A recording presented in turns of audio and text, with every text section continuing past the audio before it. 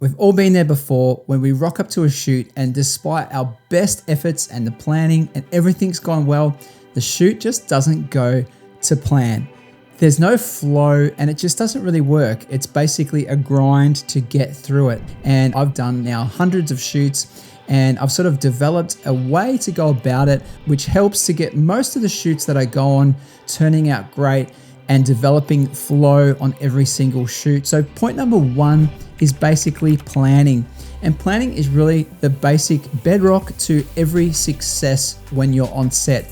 If you don't plan well, you know it, you're gonna fail in some aspect, in some area. So pre-planning is really important and we call it pre-production, but for just a run and gun shooter who's contracted to an agency, well, the agency usually handles the pre-production. So it's really about communicating with the agency, communicating with those people that have the information on what you need to do on the shoot. And I think back to a shoot recently that I did where the lighting was just a real challenge. It had a big open windows and the room itself had a red ceiling, so it was casting all this red.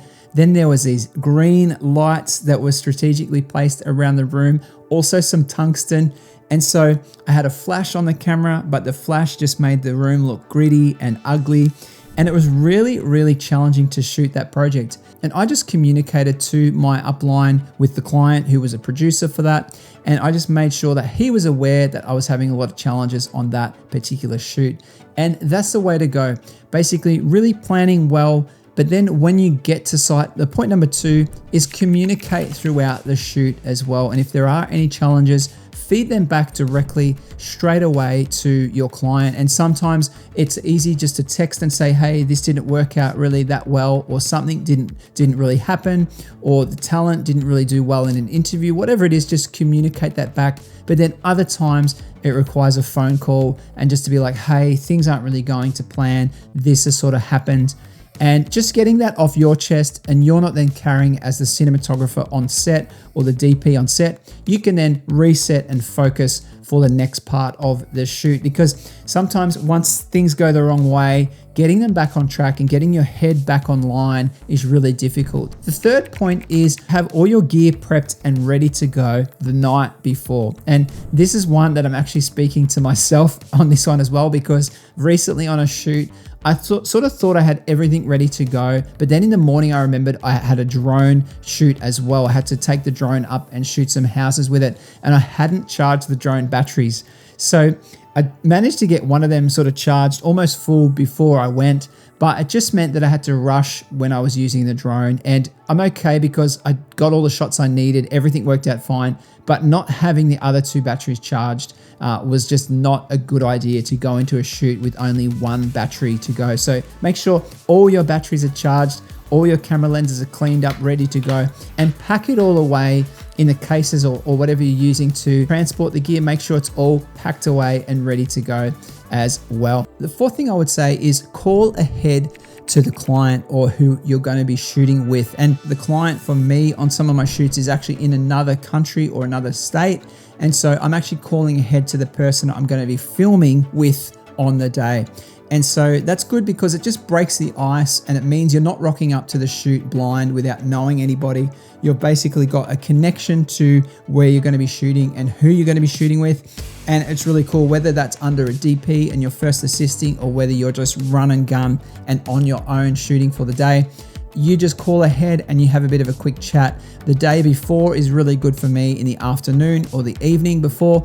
And it just frames up that this is the time I'm going to arrive and I'll have all this gear with me. And this is a little bit about the day and the process, just to confirm the address that you're going to as well. And just to build a bit of rapport with the client that you'll be shooting with. The fifth thing I would say is just enjoy the day. And if you can really enjoy what you do, it's amazing how much flow that can give you. And basically what I would say is don't get hung up on those small things. You can get into this rut on a shoot where the shoot just gets worse and worse and worse. But if you can see something as positive, or if you didn't capture something perfectly well and then the moment's passed, the sooner you can move on to the next scene, the better it is for everyone on set. So basically just rolling with the punches, because some days just don't flow. So your ability to let go of those things that don't work out means that you can maintain flow on set. And sometimes things don't go to plan. Sometimes there's goalposts are moved or there's a curveball thrown and you've got to scramble to make it work. The sooner and the better you can just move on from those kind of things and just go, yep, okay, this is now what we're doing. There's been a change, and just roll with those things means that you can just move on and continue to operate at a high level. Not letting those things worry you, but being able to move beyond it and still think creatively and capture what you need to capture on the day. And a bonus tip for me was really preparing and planning for the settings I was going to use on my camera. So getting those settings on your camera dialed in so that you're not really thinking about the settings of the camera as much as you are about actually just doing the work and getting the content and filming on the day. So I have the settings on my Canon M and C1, C2, C3, and I've got all of them preset. So my M is basically for the interview setup. The C1 is for 50 frames per second slow motion without a crop. The C2 is for 50 frames per second with a crop. And the C3 is for 100 frames per second super slow motion.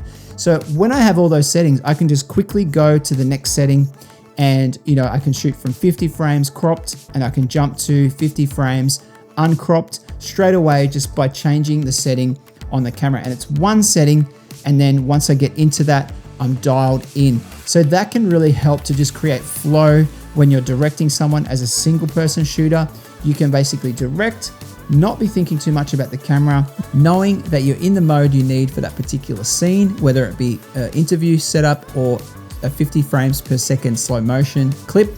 Then you can just direct, hit record and capture what you need to capture. So basically you can develop flow when you know your camera back to front. And I would say practice with that before you go. Put yourself in the scenario of being on a shoot, and even if it's just in your home or with your friends, put yourself in a scenario. What if I was under pressure to capture some really great footage? How would I do it? And the more you know your camera, the more you can produce great results on set. So hopefully these tips can help you when you're going on a shoot or when you're starting out on your video production journey, or even if you're really seasoned and you're coming up with these issues of flow and just not feeling great on shoots, then some of these things I know will help you to take it to the next level. Well, thank you so much for watching this video, and I'll see you in the next one. Bye for now.